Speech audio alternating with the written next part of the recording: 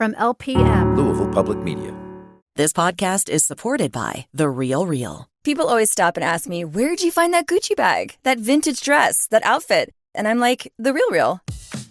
Meet Sarah. She's an expert pattern mixer, a Prada collector, and a big fan of The Real Real. I think personal style is the ultimate self-expression, so it matters to me to find one-of-a-kind designer items or vintage pieces that fit my style. That's why I love shopping on The Real Real. The Real Real is the world's largest and most trusted resource for authenticated luxury resale. And right now, you can get $25 off your first purchase when you visit therealreal.com. I love the peace of mind I get knowing that everything is authentic. The best part about shopping on The Real Real? I can find the perfect dress, the perfect bag that makes me feel like me. With up to 90% off retail, no one does resale like The Real Real. And right now, you can get $25 off your first purchase at therealreal.com. Go to therealreal.com to get your $25 off. That's therealreal.com.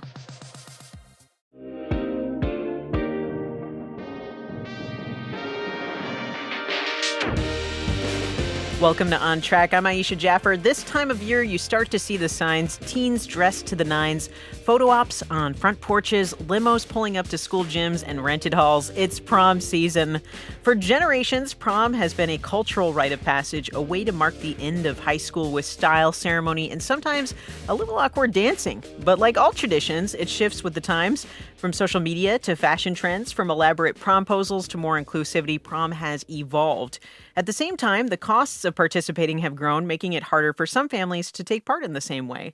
So how is prom changing, and what do those changes say about our culture? Today, we're joined by two guests who see prom from the inside. Jill Nissen is a Louisville-based photographer and the owner of The Proof Photography. She's a mom of 3 teenagers this prom season and someone who spent a lot of time behind the camera capturing these big moments for students and families all over the city. Jill, thanks for being here. It's my pleasure. Thanks for having me, Aisha. We're also joined by Jessica Couch, a manager and stylist at XO by Sophia's, a prom-focused boutique in Kentucky and Indiana. Jessica's been helping teens find their look for the big night for the past year and a half, and she's had a front row seat to the trends, emotions, and big decisions that come with prom season. Jessica, thanks for being here. Thanks for having me. So this is a question for both of you. I'll start with you. Jill, let's rewind a bit. Like, what was prom like when you were in high school? Do you remember it feeling like this big cultural moment in time? I actually do. I remember going to a prom the first time when I was a 9th grader. So I was a freshman in high school, but I was dating a senior. So his senior prom was my first experience with prom. And over the years, I got to go to 5 total proms during my high school career. Wow. So it was a big rite of passage, and you got to experience a lot of different ones. I did. Different schools, different venues, different dresses, different guys. Oh, what about you, Jessica? Oh my gosh. So I was in prom in the era where the promposals started to really pop off. So my date had to come up with not 1, but 2 really just elaborate promposals because that's what everyone was doing back in the day. And we're still seeing it happen now. Dates are coming up with just the most fun way to ask if they will have a date for prom. That's so interesting you say that, because that was a question that I have, because it's actually different from my era where there was none of that. And I was kind of a punk rock kid. I was the antithesis of prom. So I came and I licked the ice sculpture and, messed with the sound. It was terrible. But promposals to me are new. So could you explain kind of what a promposal is and, what role you think it plays in the experience for teens now? Is it adding excitement or maybe even pressure to prom? Oh, definitely. I think it just really adds to the whole experience. Think of what you see for regular, wedding proposals on TikTok or Instagram. It's basically like that, but with prom. So my now husband, but boyfriend at the time, he recreated the Love Actually scene where he's got the signs and he's pulling them down and it's got a different message. He did that way back in 2015, just kind of flipped it for a prom proposal, I guess you could say. It's super sweet and romantic. So do you think it's changed over time, or it's still this big elaborate kind of thing? I'm seeing it kind of be still this huge, elaborate, fun thing. And it doesn't even have to be for couples. A friend can ask another friend and just really put a lot of effort into making that person feel special. That's so sweet. I love that. Jill, did you have something to add? Well, I had a question for Jessica because I'm thinking back in 2015, there was no TikTok, right? Right. So yeah, you were I was doing right it before TikTok.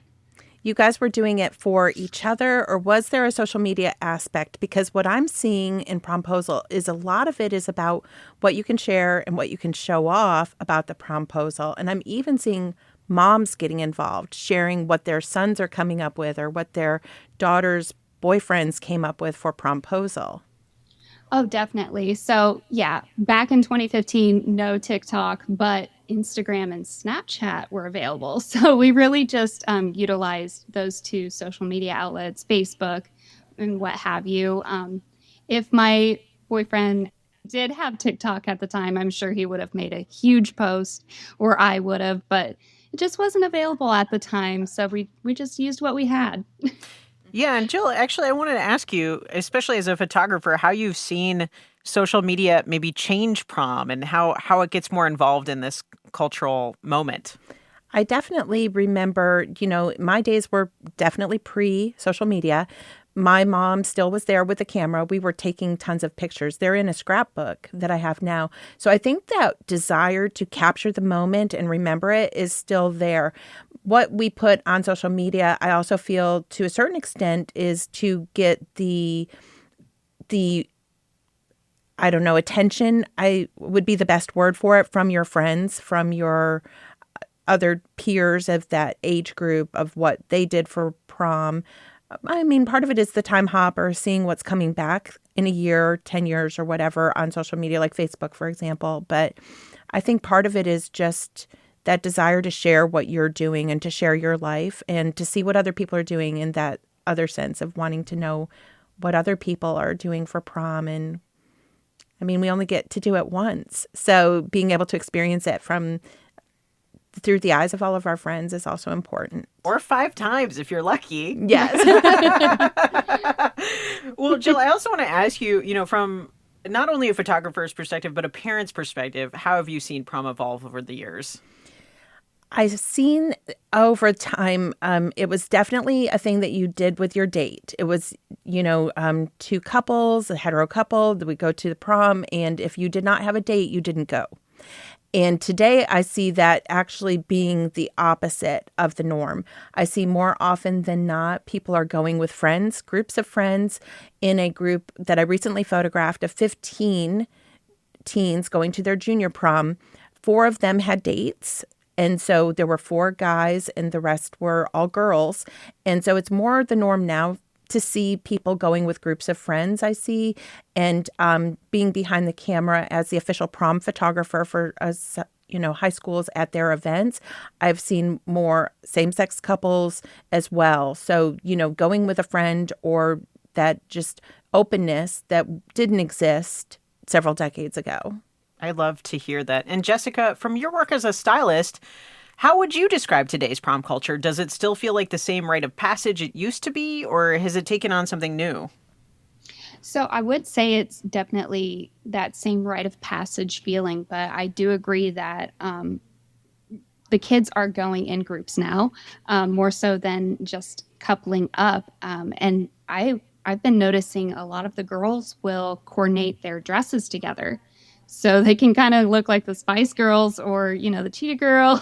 I'm trying to think of all of these girl groups, but just looking not the same, but coordination. It's really, really cute. I honestly would have loved to dress as a Spice Girl going to prom. Well, so getting to the point of style, actually, from your vantage point, Jessica, how have you seen students' expectations around prom outfits shift, particularly as ideas around gender expression and personal style have evolved in recent years? Yeah, everyone is so much more open, and the trends are just so fascinating. We do see some gender bending, which I love. I love any kid feeling like themselves and whatever they're wearing. So that does mean having some girls come to order tuxes, having some boys to come purchase dresses. what have you, as long as you're happy and feeling good in what you're wearing, I'm all for it. And yeah, prom is just such a big deal to these kids. It's amazing to see, and they just want to feel so good in what they're wearing. And what they're wearing, has it shifted to be more formal or informal, or is it just different? I would say it's very formal, but it really does depend. Now that I'm thinking about it, it can depend on, because I just see so many different types of kids. I can see some guys wearing just a sports coat and jeans, or just going in the most elaborate looking tux. It really is just such a spectrum as far as what these kids want to wear these days. Jill, do you have anything to add? I would say a lot of it also does depend on the school, because I do see across one school, for example, that it's extremely formal and that everybody is wearing the big dresses, the Sherry Hill, they're really going all out with the expensive tuxes and everything, coordinating with their dates and with their friends. And then I'm seeing other schools where they are not doing that as much. You'll see some people who might be wearing the type of dress that you would wear to go to maybe a luncheon, a brunch, or something like that. So they're not wearing a formal dress per se. And I have seen more females, assigned female at birth, wearing tuxes or suit coats. And I've seen people showing up with jeans. But usually that is not like either the whole school is doing a very casual version of prom, or the whole school is doing a very formal version of prom. I don't see people showing up in jeans and suit coats to the prom where other people are wearing tuxes. I have not personally seen that. So is it kind of like there's still themes kind of going on? Because that sort of makes sense to me. I think our theme in my prom was a night in Paris, because that ice sculpture I mentioned was the Eiffel Tower. So is that still going on? I do see that. Yeah. Absolutely. The schools that are charging $160 a couple for prom tickets are doing themes. Wow. Yes, they are doing themes, and they're getting favor bags. They're having the DJ, the whole, they're renting the bigger venues in town, like the Ice House, Melwood, Olmsted, places like that. And there usually is a theme that goes along with that. Jessica, do you have anything you want to add? Yeah, themes are huge. I know some girls will typically ignore them. Some will be all for it. Like last year, there was a May 4th wedding, and of course, the theme was Star Wars. So, a lot of girls got into it. Some of them just kind of ignored it. So it really just depends on the theme, but they are still a thing. You mean May 4th prom, or was it a wedding? It was. Oh, did I say wedding? I meant prom. Yeah, that's okay. I was like, wow, what a theme. Well, and I know, Jill, you mentioned the cost. So I definitely want to dive into that a little later on. But before we get to that, something I think that's interesting, a question for both of you, and I'll start with you, Jill. Are you seeing prom become more inclusive, not just in terms of gender expression and style, but also in how it accommodates different needs, comfort levels, and ways of showing up for the experience? Ooh, that is a good question, because I think it depends on the school.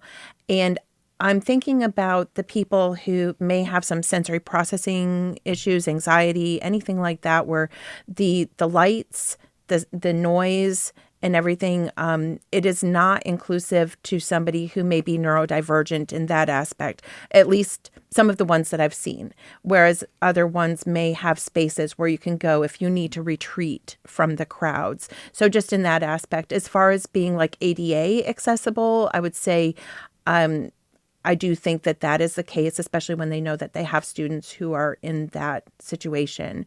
I've seen gluten-free menus at prom. And definitely there's a whole spectrum, I would say, of different needs. So to be able to address everyone, but I do think that the schools who are doing the best job of that are the ones who are already doing the best job of that in the way that they are addressing the student body's needs. Jessica, have you seen anything new and inclusive like this? Anything different?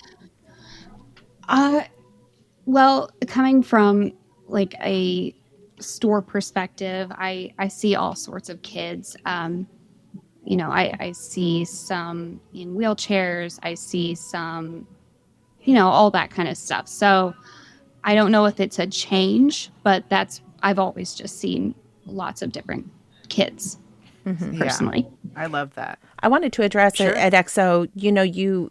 It can get really hectic during prom shopping season, but I love that you have the hours. And I think that if I would just tell parents and students to advocate for themselves, if they know that they get anxious in large crowd situations, to seek out those times. Maybe if you're going prom dress shopping when it is not the busiest time of day, to maybe get your shopping done early, because the closer it gets to prom date, the busier it gets. And to at the prom, know that you can go to a quiet space and even maybe talk to the prom committee about, could we have a little lounge area that maybe people could step out of the area where the DJ's blasting and the lights are, going. Yeah. Okay. Absolutely. Well, thank you so much, both of you. We'll be back in a minute with On Track. You're listening to Louisville Public Media. This podcast is supported by The Real Real. People always stop and ask me, where'd you find that Gucci bag, that vintage dress, that outfit? And I'm like, The Real Real.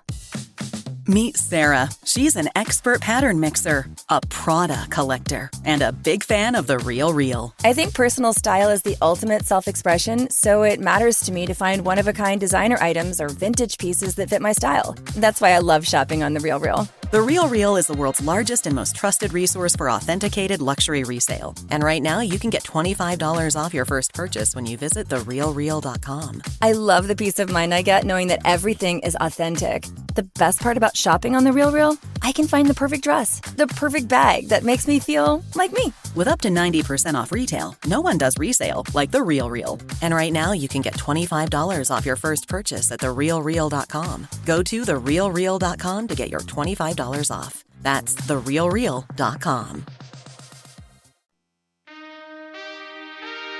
Welcome back to On Track. I'm Aisha Jaffer. It's prom season, and we're talking about prom's evolution over the years. We asked some students at Mall St. Matthews what they're looking forward to this prom season. Here's what they said. I'm Annalisa. I go to New Washington Middle High School, and I'm most excited because this is my first prom because I'm a junior, and I'm going with a group of my friends, and I'm also taking my cousin, and I'm just excited to dress up and get ready with them and just have a blast. My name is Abby. I'm from Bullitt Central High School, and I guess I'm most excited for better music this year. I'm excited for that. Oh, and the theme. The theme's Hollywood, so I'm hoping that they decorated it nicely. My name is Lucy Roach. I go to Presentation Academy, and I'm most excited to dance to Party For You by Charlie XCX at prom. Hi, my name is Alondra. I go to Fairdale High School, and I'm most excited to spend time with my friends because it's really about the memories. I'm just excited to create memories. I'm Rosie. I go to Eastern High School, and I'm excited to see my boyfriend in a suit. That's it. And we're now joined by Jill Nissen, a Louisville-based photographer and owner of The Proof Photography, and Jessica Couch, a manager and stylist at XO by Sophia's, a prom-focused boutique. Jill, we talked about social media, and we were talking about expenses. So prom can get expensive between outfits, tickets, transportation, and photos. Do you see cost becoming a barrier for some teens? And how are businesses like yours responding to that need to make prom more accessible? I do see that costs have skyrocketed. I do think that there are options, and you can pick and choose what to spend your money on as far as whether you're going to get the most expensive dress and buy a brand new dress, or maybe find a dress that's used or at a consignment boutique, as an example.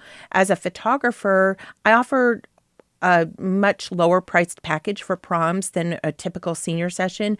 I aim to make it affordable. So for basically the cost of your flowers or boutonniere, you can pitch in with a group of friends and you can get prom photos, which are a better quality than your cell phone pictures. There's something that would actually be print worthy afterwards, and your parents can relax and enjoy that moment with you as well. Jessica, how about you? How do you find, teens coming up against these barriers of cost, and how are businesses like yours responding to that need? Yeah, so we do like to have sales very frequently throughout the prom season. I know prom season is a rather short amount of time, but we like to have a variety of different price points for a good amount of kids to be able to feel their best in whatever they're wearing. And I also do agree that consignment stores are always a good option, especially because these dresses aren't going to be worn very often at all. And I know some families can be like, oh gosh, why is it so expensive? So we just like to have frequent sales so then these girls can feel as beautiful as they want to feel. Do you think the pressure to go all out for prom, from designer dresses to limos and hiring an entire glam squad, is growing, or are some students pushing back against that expectation? Jessica, I'll start with you. That is a good question. I see that because prom is such a big deal, these kids are wanting to go all out as much as they can. And it really just depends on the kid. They're wanting the Sherry Hill dress, or they're fine with getting a Windsor dress. It really just depends on the kid and their vision.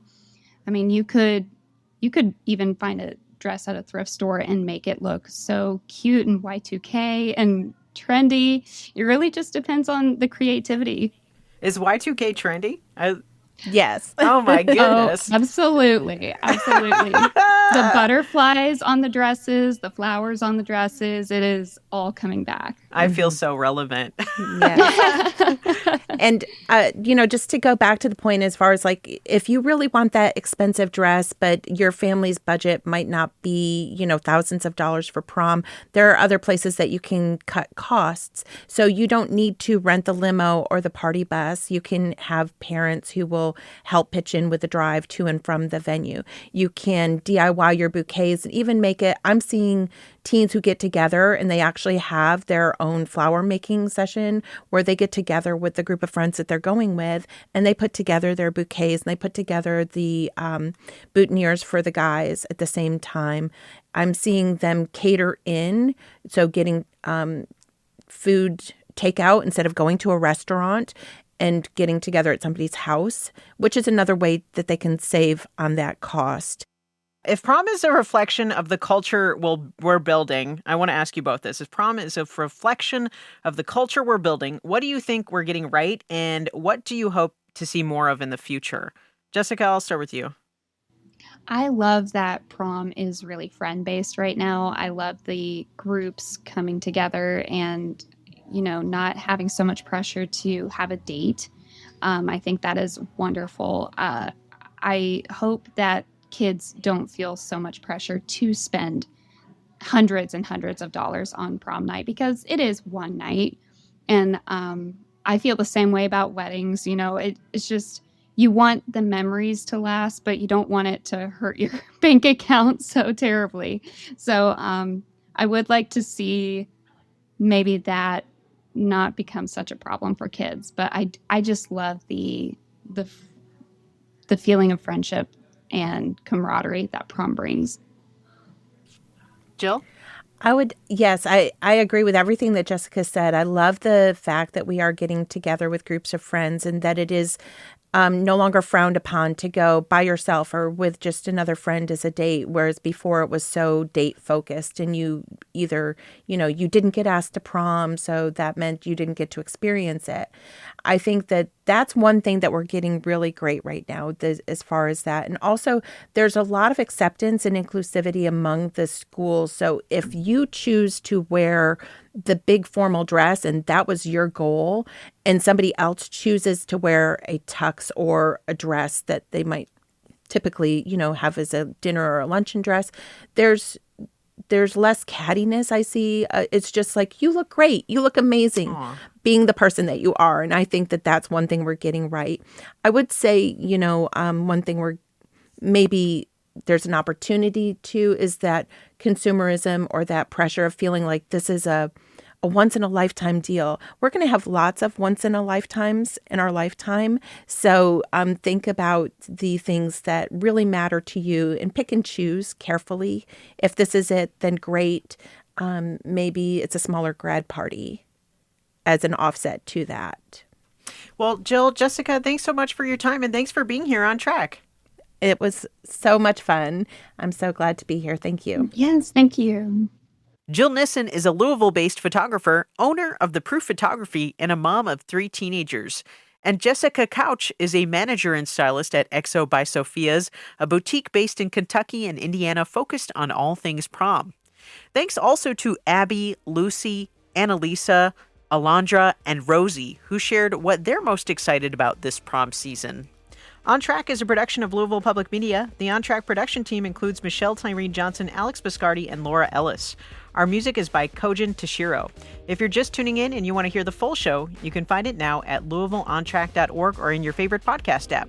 And let's continue the conversation. Is there something you want to hear about? Something that matters to your Kentuckiana experience?